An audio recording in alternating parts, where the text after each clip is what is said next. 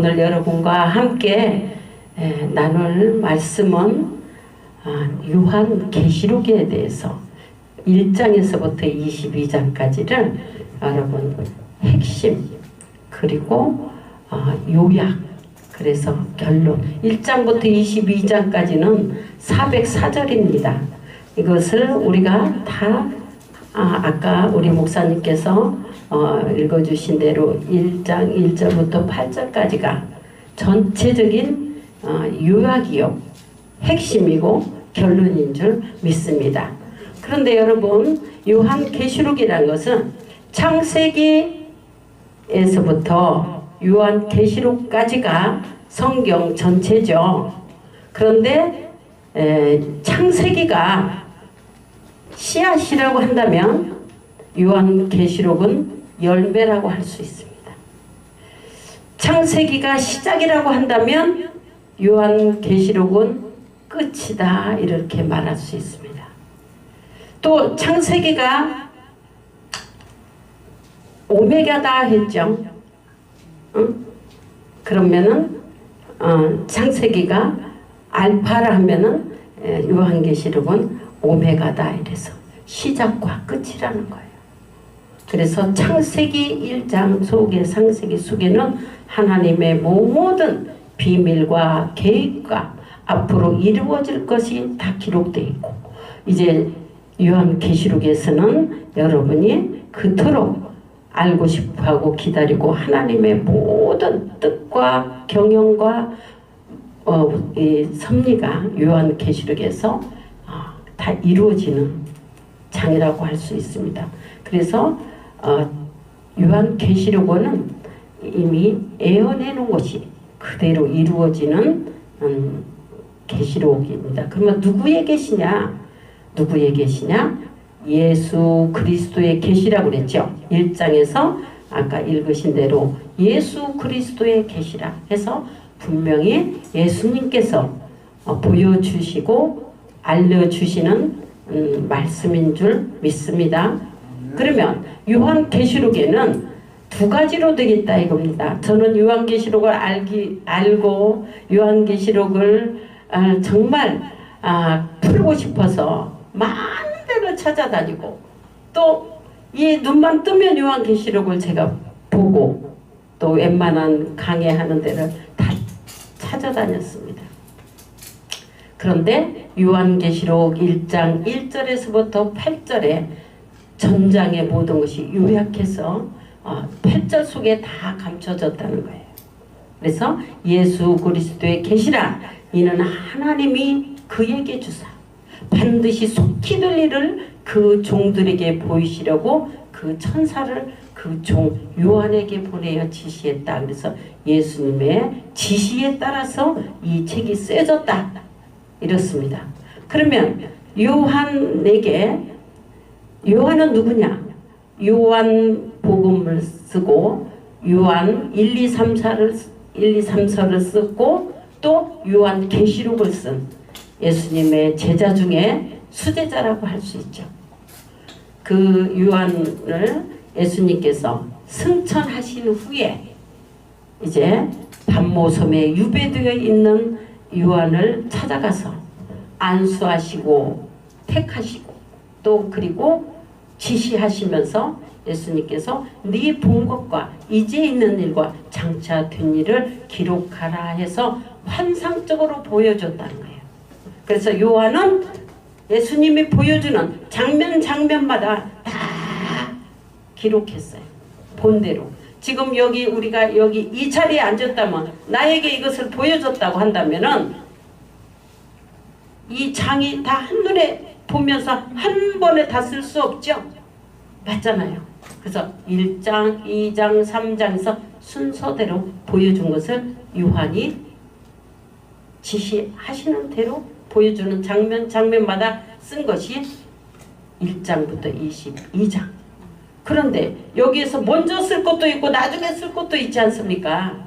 저 지금 방송에서 지금 저 카메라를 우리 목사님께서 촬영하시고, 또 우리 목사님은 또 사회 보시고, 목사님은 또 특별 기도하시고, 또 아까 또 이렇게 무용으로 찬양하시고 그것을 한꺼번에 다 쓸 수 없잖아요. 그래서 순서대로 사도 요한은 기록했다 그래. 그런데 그것을 환상이다, 환상 계시다는 거예요. 환상으로 보여줬다. 계시라는 것은 열어서 보여준다 그런 거예요. 열어서 보여준다. 그렇다면은 열어서 보여준다고 한다면은 분명히 보여는 봉해졌었다. 분명히 누군가가 꼭꼭 싸매 있었다. 근데 때가 되므로 이제 열어서 보여줄 때가 와서 열어서 보여준다 해서 10개자 보이시자 해서 열어서 보여준 것이 요한계시록이 되겠습니다. 그래서 이거는 어디까지나 이거는 역사도 아니고 또 교훈도 아니고 이거는 이제 예언이 실체로 나타날 장래사, 장래 이루어질 일을 미리 요한을 통해서 계시를 해주신 것이죠. 그렇다면 여러분 아까도 서두에 말씀드렸지만 창세기가 씨앗이라면 씨를 우리가 심었다면 이제 이 씨가 자라서 때가 있죠. 열매 오늘 심고 이 나무 심어서 내일 여기서 열매 딸 수 있습니까? 그래서 성경 역사가 6,000년이에요. 6,000년 동안에 하나님께서 모든 걸 계획하시고 하나님께서 이루실 일을 하나하나 적어서 요한계시록에 404절 속에 하나님께서 이루실 모든 이 선지를 주관하시는 하나님이 예수님께 줘서 예수님이 사도 요한에게 보여주어서 쓰게 된 거죠. 그럼 예수님이 직접 쓸 수 없잖아요. 예수님이 승천해서 가셨다가 영으로 다시 왔는데 글을 쓸 수 없어서 한 사람을 택해서 그 사람 사도 요한에게 네가 지금부터 본 걸 기록하라. 그래서 기록한 이 책이 언제까지나 봉해져 있다면 여러분 예언이 항상 봉해져 있다. 그렇다면 아무 의미가 없겠죠. 때가 되면은 이제 열려서 우리도 알 수 있도록 그게 중요한 거 아니겠어요? 여러분들이 이 요한계시록은 쓰여진 건 알지만 그냥 보고 있지만 그냥 나하고 상관없이 갔다. 영원한 비밀로 갇혀있다. 봉해졌다. 그런다면 의미 없겠죠? 그래서 이제 요한계시록에서 두 가지가 나타나는데 환상계시와 실상계시가 있다는 거. 환상은 미리 말해놓은 것. 앞으로 장래에 이루어질 일을 장래사로 기록해놓고 이제는 그것을 보고 들은 요한이 다 보고 들은 것을 증거하는 시대다. 그래서 그것을 실상이다. 뭐냐? 실체로 나타났다. 그림자가 있다면은 맨날 그림자만 봐서 이렇게 보면 이렇게 갖고 이쪽에서 보면 이렇게 됐고 그런 옛날에 시골에서 이렇게 등잔불 다 꺼놓고 손 이렇게 하면 어때요? 토끼 모양도 나왔다가 그죠? 가지고 얼마나 많이 놀랬어요. 또 이렇게 했는데 어떻게 보면은 여자가 둘이 앉아서 뭐 이렇게 그림자가 보여서 신랑 각시가 앉아있는가 그랬더니 열어보니까 또 다른 것이 나왔잖아요. 그런 것처럼 그림자와 실체는 다르죠. 그래서 여기가 지금까지 여러분들이 봉해진 책을 놓고 이럴 것이다 저럴 것이다 했으나 이제는 때가 되면 요한복음 16장 25절에 가서 보니까 이제 때가 되면 때가 되면 열어서 확실하게 보여준다 했다는 거예요. 지금 확실하게 여러분들이 봐야 할 이 계시록이다. 그러면은 성경 66권 속에서 보면 우리가 이제 마지막 때라고 하잖아요. 그럼 마지막이라고 하니까 종말이라 하니까 종말이 이 지구상의 종말이로 생각하잖아요. 지구상의 종말이 옵니까? 그리고 예수님께서 마태 24장 29절에 31절로 이제 때가 되어서 해달별이 어두워지고 떨어질 때에 그때의 징조가 예수님이 오실 징조가 있다고 한답니다. 읽어보셨죠? 그렇다면 해와 달과 별이 다 다 어두워져서 떨어진 다음에 지구상에 아무것도 없는 때에 예수님이 파괴범으로 오셔서 뭐하러 혼자 오실까요? 여러분 이 별 하나 떨어져 보세요. 이 지구 파괴되잖아요. 그럼 여러분도 없고 우리 다 죽고 인간도 없고 아무것도 없는 자연도 없어진 이 상황에 예수님이 혼자 오셔가지고 뭐 하실 건지. 또 아까 요한계시록 1장 7절에 보니까 장차 구름 타고 오신다 했어요. 그러면 구름을 타고 오시는데 그 구름은 뭉게구름도 있고 조각구름도 있고 여러 가지 구름 많잖아요. 조개구름도 있고 또 먹구름도 있고 여러 가지가 있는데 어떤 구름을 타고 오실까 궁금하지 않아요? 그래서 이런 것들을 하나님께서는 이 계시록에 꼭꼭 봉해서 아무도 천상천하에 요한계시록 5장에 가서 보면 누구 천상천하에 펼칠 수도 없고 볼 수도 없고 알 자가 없다 했는데 여러분들 제가 여기저기 많이 다녔어요. 그런데 이 목사님들마다 다른 이 표현을 하시는 거예요. 그럼 우리는 누구를 따라가야 되죠? 그렇죠? 그래서 아까 요한계시록 1장 1절에 벌써 보니까 예수 그리스도의 계시라 이는 하나님이 그에게 주사 반드시 속히 될 일을 그 종들에게 보이려고 그 천사를 그 종 요한에게 보내서 지시하던데 요한은 하나님의 말씀과 예수 그리스도의 증거 자기 본 것을 다 증거했다. 보여준 것을 다 증거했다.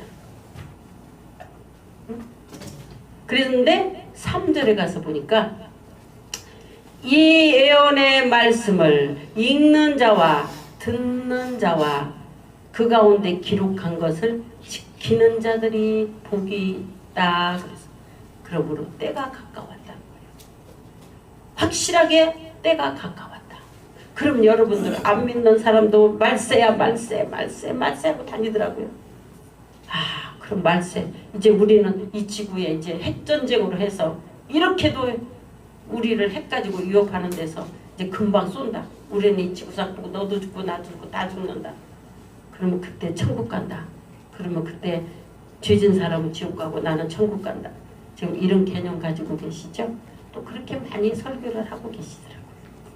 근데 하나님께서는 네 생각과 내 생각은 너무나 다르고 너 가는 길과 내 가는 길은 너무나 다르다는 거예요. 여러분 그래서 이 요한계시록을 사사로이 풀지 말라고 가감하지 말라는 거예요. 가감하는 자 계시록 22장 18, 19절에 보니까 더하면 저주를 더해주고 빼고자 하면은 너도 생명책에서 빼버려. 그러니까 천국을 들어갈 수가 없다. 그 얼마나 무서운 말입니까? 근데 여러분 그것이 거짓 증거다는 거예요. 그런데 바다에서 7머리 10뿔 가진 짐승이 나오고 그렇죠? 또 이 말에 이 머리에 꼬리에 말이 있고 그럼 여러분들 그게 이해 가세요? 세상에 어떻게 바다에서 7머리 10뿔 가진 짐승이 나옵니까? 산에서 내려와야지. 그렇죠? 그래서 이렇게 다 하나님께서 감춰놓은 것이 이것이 때가 되므로 하나하나 열린다. 그러는데 우리는 요한에게 예수님께서 다 보여주었다고 한다면 보여준 자의 말을 들어야 됩니까? 안 보여주고 알지도 않고 지시도 안 받고 아무것도 안 했는데 내 맘대로 푸는 그 말씀을 들어야 됩니까? 여러분들 여기 간석 오고리에서 빨간 소나타하고 또 까만 이 무슨 차입니까? 이 트럭하고 부딪혔어요. 그랬더니 거기다가 막 써붙였더라고. 뭐라고? 본 사람이 와서 증인해주면 후사하겠습니다. 그렇게 써놨죠? 그러면 용돈도 좀 필요하고 하니까 내가 가서 내가 증인 서줄게요. 가서 증인 섰어요. 그러면 보지도 듣지도 알지도 한 번도 보지 않은 자가 가서 증인을 섰다고 한다면 그게 증인이 될 수 있을까요? 그 위중죄예요. 위중죄. 그런 것처럼 이 계시록은 하나님께서 예수님에게 주어서 예수님은 그 천사에게 주어서 그 천사는 그 종 요한에게 주어서 또 요한은 이 종들에게 보여줬다 해서 순서가 있다 이거예요. 순서가 모든 것이 순서가 있습니다. 그래서 요한계시록 1장 1절은 보여주고 지시해서 하나님께서 모든 이루실 일을 예수님께서 지시하신 것이고 2장에 가서 보면은 이제 편지하라고 합니다. 편지 요한에게 편지를 하라고 해요. 누구에게? 7 교회 사자에게 7별과 7 교회 사자에게 편지를 하라고 그래요. 무슨 편지? 회개하라고. 회개하라는 편지를 보내고 또 저 마귀들 니골라당과 싸워서 이기라고. 이기면 내가 12가지 복을 주겠다고. 그래 약속을 하십니다. 그래서 그 예수님 요한은 그들에게 편지를 하죠. 하나님의 이 배신한 그 성도들을 위하여 전할 때에 그들은 7 교회의 사자들은 회개를 하지 않습니다. 그랬을 때 이제 계시록 4장에 올라가서 보면은 하나님께서는 우리에게 사도 요한에게 뭘 보여주냐? 하늘에 올라간 사도 요한은 하나님의 나라의 영계 조직 그 계열을 다 보게 되는 거예요. 그래서 가니까 하나님의 보좌가 있고 올라가서 보니까 무지개가 있고 그 뒤에는 24 장로가 있고 또 7 영이 있고 또 유리바다가 있고 내생물이 있고 7 날개가 되어 있고 이런 것을 다 보게 되는 거예요. 그게 뭘까요? 그러나 보고 온 사도 요한은 뭐라는 걸 알겠죠.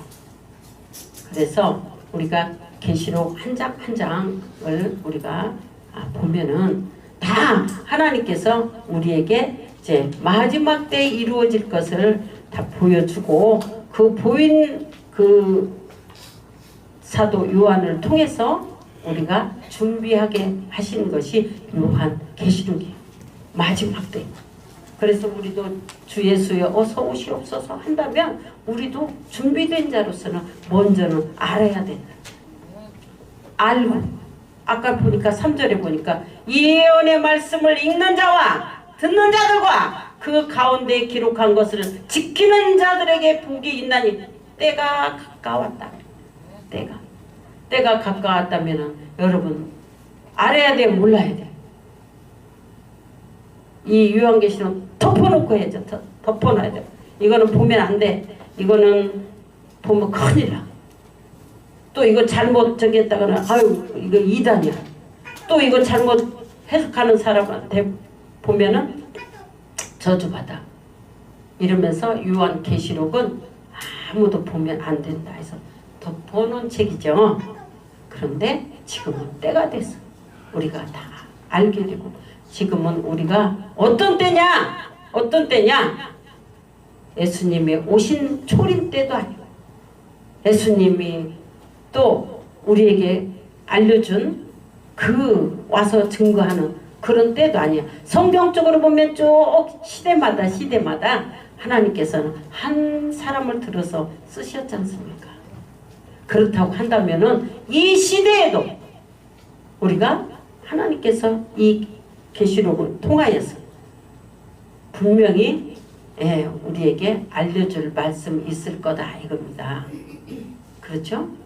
그렇다면은 좀 여러분들이 듣지도 않고 알지도 못하고 별로 관심도 없었던 이 요한 계시록에 대해서 우리가 이제는 알려고 노력하고 또 알려고 찾아봐야 되고 간절히 찾고 간절히 사모하는 자에게 하나님이 만나 주신다 하였으니 이 말씀에 대해서 우리가 먼저 알아야 지키지. 모르는데 어떻게 지켜? 그래서 우리가 한 절씩 다 풀어 보겠다는 것이에요. 그런데 시간이 너무 짧아서 다 풀어 헤칠 수는 없습니다. 404절이나 되기 때문에. 그래서 오늘날 우리는 하나님께서 나에게 주신 오늘의 여러분들 한 사람에게 축복을 주시기 위하여 성경 66권 속에다가 약속을 해놓으셨는데 그 약속을 사람은 지킵니까? 안 지킵니까? 근데 하나님은 지키십니다. 우리가 안 지켰어요. 그렇기 때문에 그 안 지킨 죄로 인해서 우리는 마땅히 죽어야 되고 마땅히 형벌을 받아야 할 우리가 예수님의 그 십자가의 피로 인하여 우리는 다시 살 수 있는 정말 축복받은 그런 여러분들 아니겠습니까? 그러니 여러분 오늘 정말 여러분들에게는 전해주고 싶은 말씀도 많고 또 우리가 내 신앙을 점검을 해봐야 돼. 점검을 어떻게 해야 되냐? 여기서 보면은 계시록 6장에 보면요 저울이 나오거든요. 저울이라는 것은 공정하고 공평하고 그렇죠? 내 믿음을 달아보는 심판 때에 우리가 언젠가 서야 되는데 여러분들 믿음이 미달해서 지옥 가는 자 여기 한 사람도 없도록 내 신앙을 점검하기 위해서는 뭘로 점검해야 되냐? 말씀으로. 아담 창세기 때 아담이 하나님을 따라가야 될 말씀에 뱀을 따라가서 선악과를 먹었기 때문에 영원히 우리가 죽는 우리가 주인이 되었지 않습니까?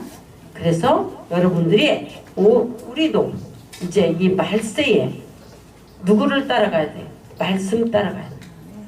말씀 따라다니는 여러분이 되셔서 정말 믿음의 축복권을 다 받으시고 알지 못하면 우왕좌왕 알지 못하면 헤매 알지 못하면은 아무나 따라가. 그래서 어린아이 같은 그 신앙생활에서 벗어나서 여러분들이 장성한 자가 되기 위해서는 여러분 성경 66권 안으로 들어오셔야 한다는 것을 결론적으로 말씀드리고 싶습니다. 그래서 오늘 말씀은 이것으로 마치고 함께